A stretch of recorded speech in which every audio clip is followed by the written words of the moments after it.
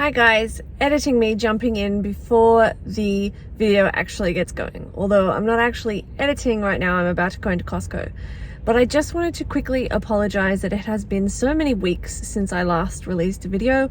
I've been filming heaps of stuff, but there's been a lot going on. Raf has been unwell. He also got diagnosed with skin cancer. He also injured his one remaining good leg.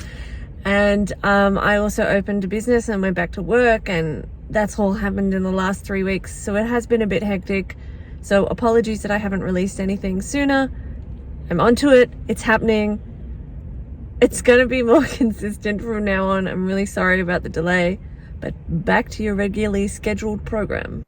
Today, my journey as a wannabe homesteader took me 2 hours south of where I live to the Clyde River Berry Farm. I didn't actually think it was as far south as it was, nor did I know that it had a significant portion of the drive as off-roading, but thankfully my car held it together and we got there in one piece to pick blueberries. The plan was to pick and preserve. We made it. I've got 3 buckets.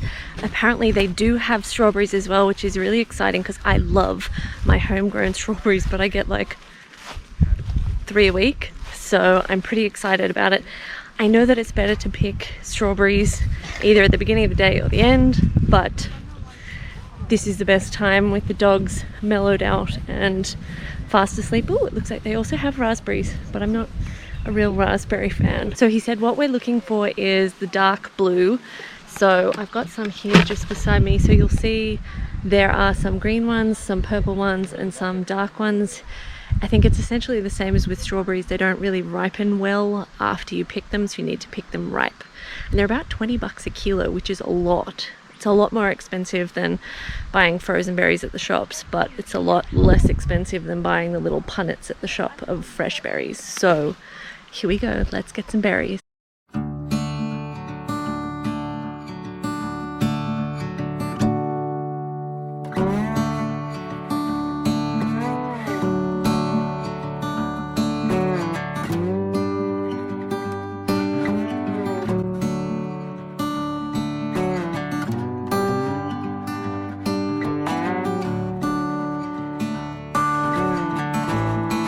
So we will do one test taste to see how many million berries we need.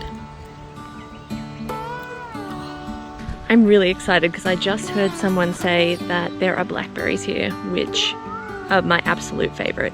So that's exciting. Hopefully I will find some blackberries too. The guy who gave me the buckets said that I need to take my sunnies off when I'm doing the picking because otherwise it can make unripe berries look ripe. So that has proven to be very good advice so far.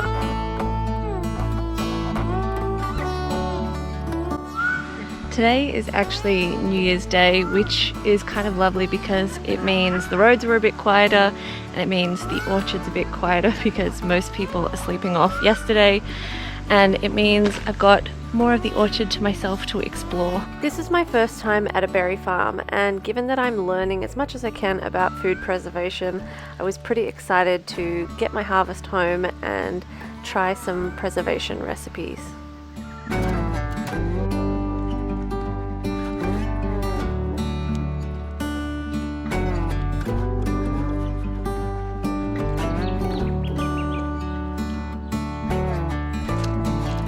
It is baking hot out here and I'm trying to pick only the ripe ones, but it can be difficult to tell because the berries are shaded underneath the leaves in a lot of cases, and so the berry will look quite dark and you pull it out and it'll have a little purple tinge to it, but they still taste pretty good. It's a lot easier when they're like this because you can see really easily the ones that are ripe versus the ones that are close. Like, see, this one still has like a slight pinky purpley hue to it, whereas this one beside it has properly ripened.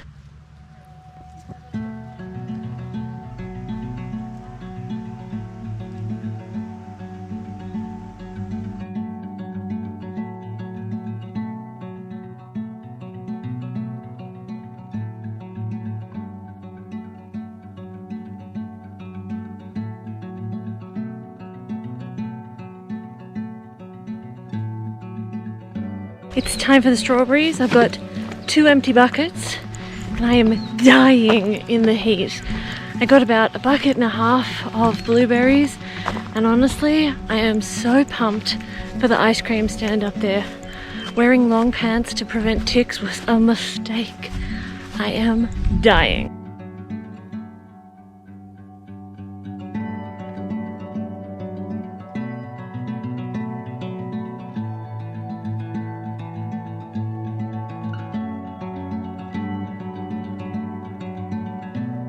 There's actually really not that many strawberries at all, let alone ripe strawberries, but it's really interesting to see how they have set up this strawberry farm, and it gives me a lot of ideas and a lot of hope for the future if and when I can get a place with a lot of land. The strawberries may have been underwhelming, but the ice cream was not, and the cold water was honestly so welcome. So we got going with the drive home, and I thought I'd take a different route home, but unfortunately the off-roading was even longer, but the road quality was ever so slightly better, but it still took us forever to get home. But I got home with a huge haul of berries. I was pretty proud of myself for what I had picked, but now I just had to decide how I was going to preserve them. I wasn't sure that I was going to freeze dry any, because in my experience, blueberries take over 50 hours, and because of the natural sugars in the blueberry, even if you powder them, they still come out quite clumpy, and they don't really strike me as a awesome long-term strategy. So I decided to give water bath canning a go, and I found 2 different recipes, and I wasn't sure if I was going to have enough berries for them, but I decided to start and get everything ready as if I was going to be making 2 sets. So the first one needed berries, apple juice, sugar, lemon rind, lemon juice, and glucose syrup, which was my first time ever using glucose syrup actually. And I found these blueberry preserves to be really, really easy to make. I just had to follow the recipe.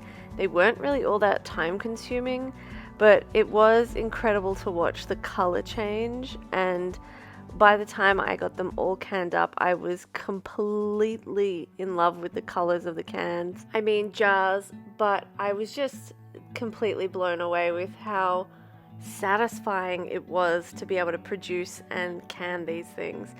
So I think I've become a little bit of a canning addict, and given that I'm a 1-person household, I probably have started to can too much of everything that I'm enjoying, but I'm having fun and I'm learning a lot, so that's all that really matters. As I was putting these guys in the can, my freeze dryer was almost finished, so I set it for a little bit of a longer time so that I could deal with it in the morning. As I was canning these, the night just got away from me a little bit, and this was about 10 o'clock at night.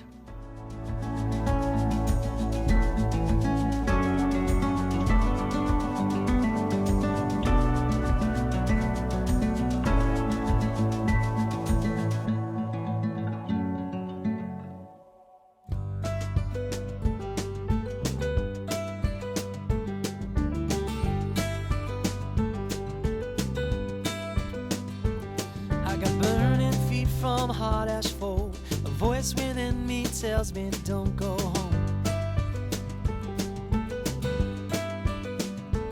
So I run until my feet give out. I jump a little higher to clear the ground. Every shadow of every girl, every time I turn around, I swear it's her.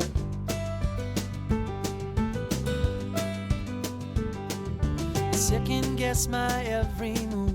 I hold my breath in case I run into you. Somehow I never seem to get anywhere near what the recipe says I'm going to get in terms of quantity of jars filled, and I always find that there's a slight difference between the amount of jars I can get with perfect headspace, and if I scrimp a little bit I can get a few more. So hopefully it's not going to affect too much the seal and the quality of the food going forward. I did get these guys cleaned up and processed after that, and then because it was so late by the time the water got boiling and they'd had, I think it was 15 minutes of processing time and then 5 minutes to cool down, that it was just, it was too late. And so I just put them on the kitchen bench and I was gonna deal with them the very next day. Street with a stranger and a traveler who both welcomed me. I try and remember my new way home, but habit sometimes steers me down your road. Oh, I just can't love, I can't bear the thought of seeing you with someone new. Oh, I swear I'm almost over you. Sometimes I find. By the next day, the strawberries had actually started to turn, which was a little bit disappointing, but I had way more blueberries than I thought I had, and it was time to get started on the next recipe, which was going to be a blueberry syrup. I was pretty excited about having this maybe on standby for when I make chia pudding, or for the odd occasion that I make pancakes. I don't make pancakes a lot because I just find gluten-free pancakes and not all that satisfying. I do enjoy pancakes, but it's just not worth the wheat for a wheat-intolerant person. But I was surprised by the amount of blueberries this syrup required, and once again, it didn't make anywhere near the amount of syrup that I thought it was going to. But again, it was a really quick and easy recipe, and I've been surprised so far with how simple some of these recipes are. And my understanding is obviously it's about the way you process it and the setup, and you should be trying to get the headspace a bit more accurate than I have been with these blueberries. But it's also just about following the recipes and making sure the acidity levels are correct in terms of making sure you don't poison yourself later. The recipe said to use a stick blender to blitz these, and it felt like a bad idea, and I should have trusted that instinct, because my kitchen ended up looking like a murder scene after 2 attempts to get the hand blender started, and it was just not the best. So I poured it all into my Thermomix and blitzed it up, and it was a lot easier to actually process then and get it into the jars because I could just pour it out. But gee, that made a mess with the stick blender.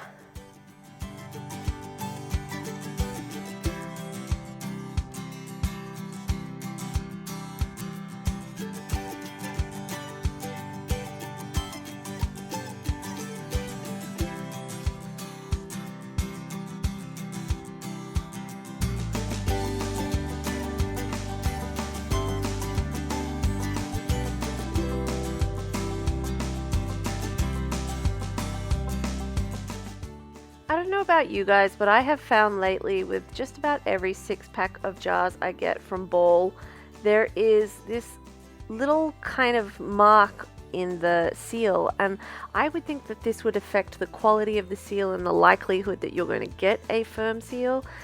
So I've just been using those ones more on like the freeze-dried food. I had some leftover syrup that didn't fit by any stretch of the imagination, and that went into the fridge, and then the rest of the blueberries I put on one of the freeze dryer trays to freeze so that they didn't all stick together, and they are now being happily stored in the freezer for a milkshake down the road. And the same goes for the strawberries. I hope you guys have enjoyed picking and preserving these berries with me. I thank you so much for hanging out with us and for watching this video, and hopefully we'll see you in the next one. And again, apologies for the massive delay between videos.